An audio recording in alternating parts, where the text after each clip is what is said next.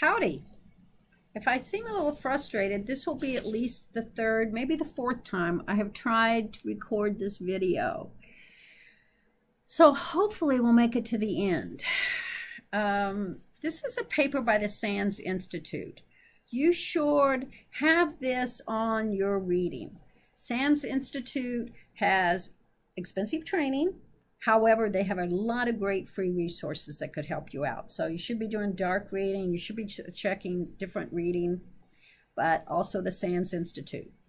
This paper is about the OPM breach that occurred or was revealed in April of 2015. And you will tell by the tone of my voice and the emphasis that I give that I'm not at all happy that it happened or the response that the federal government gave. So let's talk about this. If this were a longer than a 10-week class, what I typically do is I have my students read this the first week of class and then have them read it periodically. The first week of class, students typically feel overwhelmed. So you may still feel overwhelmed. I'm going to walk through this and emphasize points. If you don't stay with me or you're totally lost and panicking, then please email me so we can talk this through. This paper is so well written. It's an excellent example of great technical writing. Strunk and White says in their book, Elements of Style, every word tells. And this paper, every word tells. And that's why, even though it was written, I think in 2 or 3 years ago, I still use it. So let's look at the abstract here. Advanced persistent threat, those are low and slow attacks. It usually starts with espionage. Someone surreptitiously gets into the system, makes some testing parameters, maybe a few end runs, trying to see what they can get away with. The attacks may take months or years to fully execute. And it's the way things go now. Now, when we talk about attacks, we always want to say, how did the attack occur? What was stolen, and what was the motivation? So let's check this out. This is the abstract. It talks about this. It has a couple of things I want to emphasize. The top 20 critical security controls. We may not have talked about. You can Google those. It's going to tell you the top security controls. It's going to map them into the NIST 800-53 control families, which, remember, there are 17 families, each with any number from typically 5 to 20 controls in the control family. And the last statement, in particular, two-factor authentication and effective logging and activity analysis would have made the attack more difficult to perpetrate successfully. Let's move on.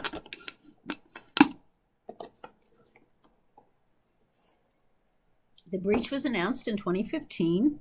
Of course, they didn't know the number of records breached. They didn't know what was breached. I mean, this is only at the heart of our government. Before this, DOD was forced to have OPM manage their records. After this, DOD said nothing doing. Our data was compromised. It was outside of our control. We are taking control of them completely. Yes, they've taken steps to contact the affected people and establish identity theft protection for them. I was one that was contacted. It took them several months since I've not had an active clearance for some years. I know the process. They had to go to the IRS, request permission to get my address, to send me a letter, my son and I received our letters the same week. Neither of us had had a clearance for a number of years, so we knew, we were kind of the tail end of the notification. It's a government agency. It's in charge of managing 90% of background background investigations. You're required to fill out a 127-page form, which tells everything about your history. When I got my first clearance, I think I was 23, 24 years old. They either went back to 6th grade. I mean, it was kind of ridiculous how far back they went. Family, friends. They had I had to list all my family members. So even people that are not getting the clearance, they have their information refilled. You tell all your bad secrets, are you on alcohol, do you have a gambling problem, and all this, with the idea that if you've disclosed this to the government, a bad actor can't blackmail you for this information. So when you have information on family members, you have an authentication right? If you know my mother's maiden name, you have a common authenticator that could be gleaned from this data. So it is something could be of interest to traditional criminals. The depth of information, the fact that this data is concerning people who have security clearance, tells you basically it's going to be a nation state. So remember, we talk about TAC. Who is doing it? Why are they doing it? What data they're under? What do we got to figure out what their game plan is? What's a nation state? They took fingerprints, 5.6 million, but OPM said, no, don't worry about it. Of course, our friends at Mythbusters said, oh yeah, you can breach security with this. Okay, attribution of an attack. Who did it?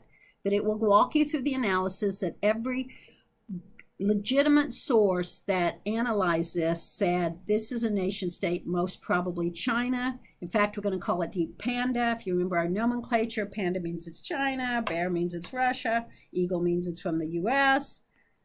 Okay, now let's get to the good part. Remember how I always talk about the two bricks, FIPS 199 and FIPS 200. FIPS 199 classifies the criticality of your data, low, moderate, high. FIPS 200 gives you the control families. On top of that is FISMA, the law, and on top of that, FISMA designated NIST to further offer guidance and standards for securing systems, and they took the 17 families from the FIPS 200 into the SP 800-53 document and gave us that big long list of controls of how to implement it. So this explains that. And as you go through, it talks about your confidentiality, your integrity, your availability, the CIA. It talks about, gives you an example of how you could take one such control, AC12, access control 12. Access control is a family. 12 is the control. You remember always AC1. If I said, what's AC1? Policy and procedures. It gives you the template that you fill out, and it walks you through how this would be done. Okay, good. We've got a common basis of understanding now. We've got FIPS 199, FIPS 200, FISMA. We know how control works. Let's look at the state of the OPM systems. FISMA calls for a periodic audit, I believe every year, publicly available. Every year federal agencies get terrible grades. Veterans Administration gets terrible grades. And the report on this FISMA audit basically said, and this is really bad, you know, they've got 11 major information systems. They don't have valid authorization. They have material weaknesses. They have all this bad stuff, security governance, security monitoring, ineffective use of the POM, the plan of action milestones, no deployment of multi-factor authentication, configuration management, on and on and on. And then the killer is the IG admitted not only this, but when we did our audit, which should be third-party independent, because of the time constraints, we had to rely on OPM telling us how they were doing. So it's much worse than OPM said, okay? Then it talks about the breaches, how they were exposed, okay? It walks through all the Ars Technica, Threat Connects analysis. Was this an isolated event? Well, let's just put it out there. Nope, it was not. There have been other breaches of contractors to OPM. They should have seen this coming. There should have been a high alert for cyber attack activity. Then we get to the control failures. Most of this data fell into the moderate and high, as discussed in FIPS 199, as discussed in the controls in the NIST 800-53, specifically IA-2, identification and authentication, controls with with the control enhancements 1, 2, 3, 8, 11, and 12. And they didn't have two-factor authentication. They didn't have things that would have protected. Perhaps there still would have been a breach, but they could have mitigated the breach.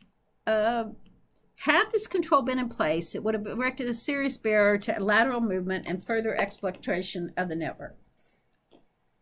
They acquired a set of credentials from a contractor and then basically used them to elevate and escalate through the network.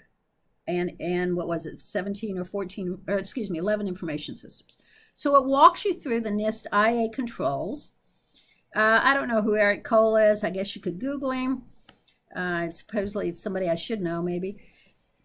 They SP 800-53 has a lot to say about auditing and logging. You hear me talk a lot about auditing. If you put in controls in your network, if you put in controls at the host level, if you put in physical controls, if you do training, whatever you do, always have an audit step. Test the effectiveness. I train you, I give you an exam. I set up incident response. We do tabletop exercises to see if it goes.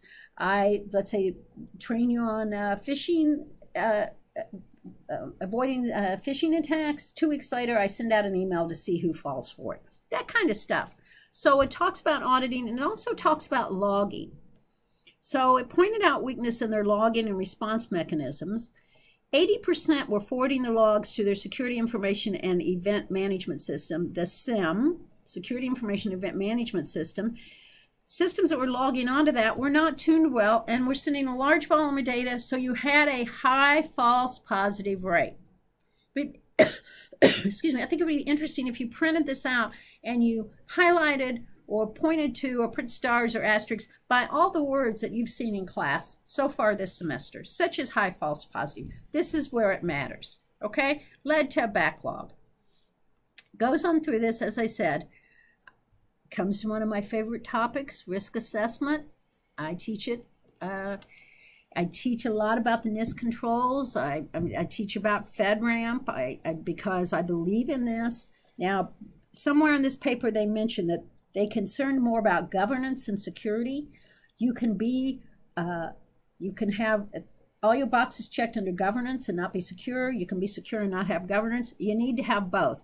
But central to all cybersecurity is risk assessment. All security is based on risk.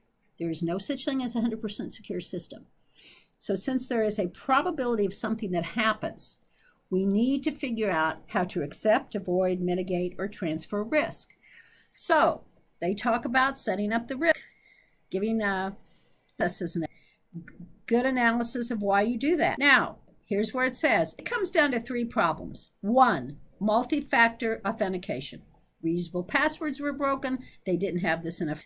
He tells why he analyzed it this way. I have to wait for my screen to show up. Second problem was logging and alerting. They did not look at their generated logs. There was, too much data. They didn't follow alerts. One thing that stood out when you read this paper is there's a high volume of exfiltrated data. Ding, ding, ding, ding, ding. Why is all this data being moved out of our systems? And the third one is risk assessment. Okay? I'm sorry that this is so slow. And it comes to this conclusion. So I want you to read this paper. I want you to take what I've highlighted. If you have questions, if you say, I don't understand the NIST controls, we'll go back through that. If you don't understand how risk assessment fits in, since we haven't talked about that, let me know. If you the SIS top 20, look it up, Google it, and then just understand why this is a disaster. And what can happen when we fail to implement basic good cybersecurity rules, laws, guidance, whatever you want to call them. Also, if this paper still overwhelms you, I want you to read it through. I want you to put it aside for the rest of the summer. Once a week, I want you to read it through and see how much more you understand. And now, how much more of these bits and pieces that we've been talking about all semester makes sense. Please email me with any questions. Thank you.